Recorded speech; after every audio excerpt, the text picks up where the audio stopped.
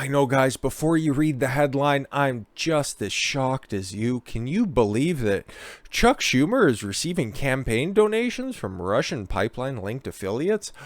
Oh my God, a prominent Democrat receiving dark money donations? Pfft, holy fuck. I can hardly believe it. So before we get into all of Biden's business dealings, let's take a look at what the second most powerful Democrat out there, what he's up to. Senate Majority Leader Chuck Schumer, who helped block sanctions on Russia's Nord Stream 2 project, received campaign donations from corporate PACs affiliated with two of the European companies that helped fund the pipeline, according to a report from Washington Free Beacon. The Corporate Political Action Committee on NG North America and BASF corporations, two affiliates of European companies that are associated with funding Russia's Nord Stream 2 pipeline, gave $2,500 in campaign contributions to Chuck Schumer's campaign in September, according to reports from the FEC Commission. Reportedly, the parent company for ENGIE, I think it's NG, North America, and a subsidiary for BASF are part of a group of 5 businesses that finance the Nord Stream 2 pipeline to transport natural gas from Russia to Germany. So, he's taking money from pipeline builders, even though he supports Biden's restrictions on the natural gas industry and natural resource industry within the borders of the United States. Cool. Contributions to Schumer came amid an aggressive lobbying effort in Washington over sanctions on the 764-mile pipeline. 5 European companies that backed Nord Stream 2, Wintershall, NG, Uniper, Shell, and OMV, have paid millions of dollars to lobbying firms to block sanctions.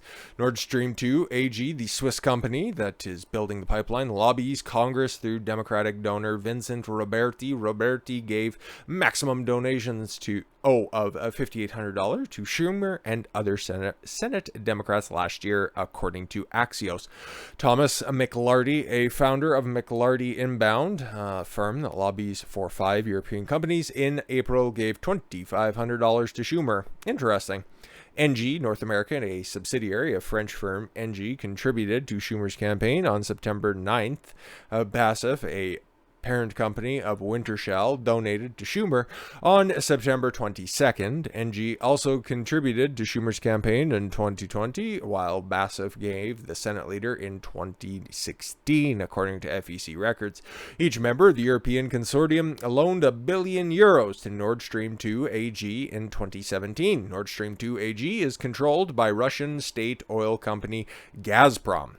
Nord Stream 2 AG's chief executive officer, Matthias Wernig, is a Putin ally, oh my god, and former officer of the East German secret police, the Gestapo. All of this occurred as Schumer reportedly blocked requests from Senate Republicans for legislation to enforce sanctions on the Russian pipeline project after President Joe Biden waived sanctions last year. At the time, Biden said that the pipeline was almost complete and imposing sanctions would be counterproductive for European relations.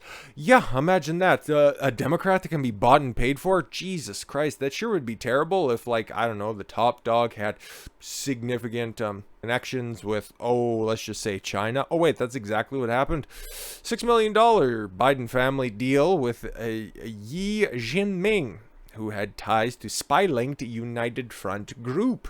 Yep. Who's shocked by this? Is anybody shocked by this? Wasn't there a laptop or two dedicated to all of the business dealings between the Biden family and the CCP through various firms out there?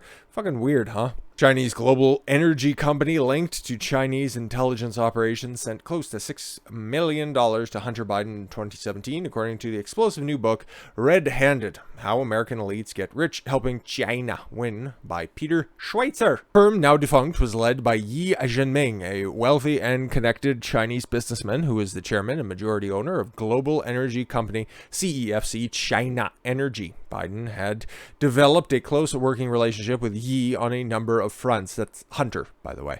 The relationship began around the end of 2015 when Joe Biden was still vice president. Oh, sorry, my mistake. Different Chinaman that Hunter was involved with. Associates of Yi and Biden included the then Serbian foreign minister, brokered and connection between the two men, Biden and Yi.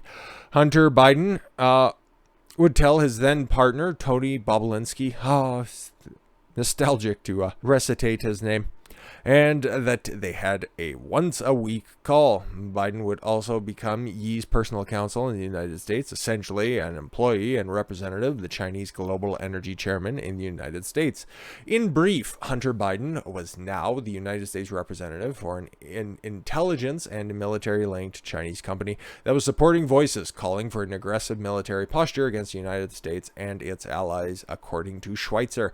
Yi had a number of ties to the Chinese military intelligence. CEFC was housed in a complex in Shanghai's French concession section in an area primarily controlled by China's military. One of Yi's early business partners with the granddaughter of one of the founders of China's military, Marshal Yi Jianying. My God, a granddaughter and Hunter? Oh God, hopefully they weren't alone too long together. He also built his business by acquiring assets from the former People's Liberation Army officer closely linked to the Chinese military intelligence, La Zhangji. Yi was also the Deputy Secretary General of either the China Association for International Friendly Contract, CAFS, to your friends, I guess, or its Shanghai branch from 2003 to 2005. CAFS is funded by Chinese PLA intelligence. Okay, again, this all does seem awfully damning, but I don't see the connections here. You can just say this stuff. It doesn't necessarily make it true, but I'll listen to your narrative. In addition, there were Chinese military officers affiliated with Yi's company who also had ties to the PLA National Defense University. Oh, God, who gives a fuck? Hunter Biden worked with Yi and his associates in the hopes of developing CFC into a global energy company with vast energy holdings in countries like Oman, Romania, Colombia, and Luxembourg, but CFC had ambitions in the United States. Just getting a little too close to home there, Hunter. You're getting a little bit too ambitious, which provided the opportunity for a $6 million payout. CFC had plans to invest in U.S. infrastructure and set up two entities to make that happen, Hudson West 4 and Sinohawk. Hunter Biden and his uncle James Biden was involved in running those efforts. Hunter hired Tony Bobulinski and an experienced financial manager. And hopefully somebody who knows at least a little bit more about energy than Hunter does. 2017, Hunter Biden made plans to house his business, one of his father's offices for a Biden Foundation and CEFC together in the office in Washington. For his new office mates, Hunter listed Joe, Jill, Jim, and Biden and Gongwen Dong. That's a name. Chairman Yi CEFC emissary. Hunter wrote in an email on September 21st, 2017, I would like the office sign to reflect the following for the Biden Foundation, Hudson West, CEFC US. The lease will remain under my company's name, Rosemont Seneca. Oh, fuck, I forget what Jordan Belfort's company that ended up causing the creation of Section 230. Rosemont Seneca sounds like such a fucking front company name, just like that one. Dong not only had notable ties to those embedded in the Chinese intelligence and foreign influence operations, according to Schweitzer, but he also had the chief financial officer at the Beijing-based Radiance Property Holdings, which has ties to the Chinese government's United Front foreign influence operations. So these aren't just surface-level ties. Apparently, if we're taking all of this at face value, and these are like verifiable truths, these people are deeply embedded into the military and into the intelligence community of the CCP. Let's bounce along because this is getting fairly long-winded. Furthermore, by July 2017, CEFC began making interest-free forgivable loans to the Biden family. Interesting. A company that is operated at least a little bit by a Hunter affiliate started loaning, or rather just funneling money to the Biden family. Who could have possibly seen that coming? CFC executive Zhao Running, that's his real name, Jesus Christ, wrote that $5 million was intended as money lent to the BD family. What does that mean? What does that mean? Not just Hunter Biden. This $5 million loan to the BD Biden. No, I think you're taking liberties with that one. A family is interest-free, Zhao wrote. Schweitzer notes that interest-free loans provide tremendous leverage because the lender can demand its money back if it is displeased by any action. If you don't, simp for the CCP, which we're really affiliated and very, very linked and very much in bed with, I don't know. Could be.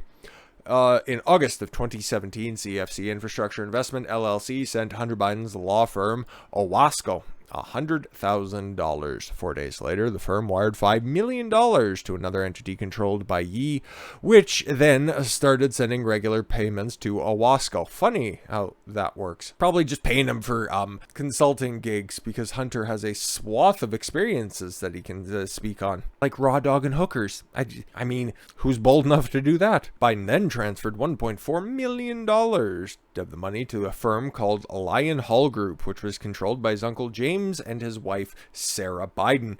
Well, he needed that money to start up his building operation in Iraq, where he was building homes there after years and years of not doing that anywhere.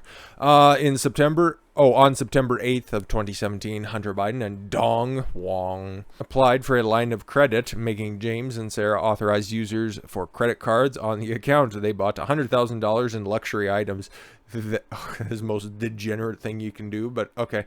When the CEFC infrastructure fund, known as Hudson West, later folded, a Chinese assistant to Hunter Biden wrote him, "Whatever money from Hudson West, please take them.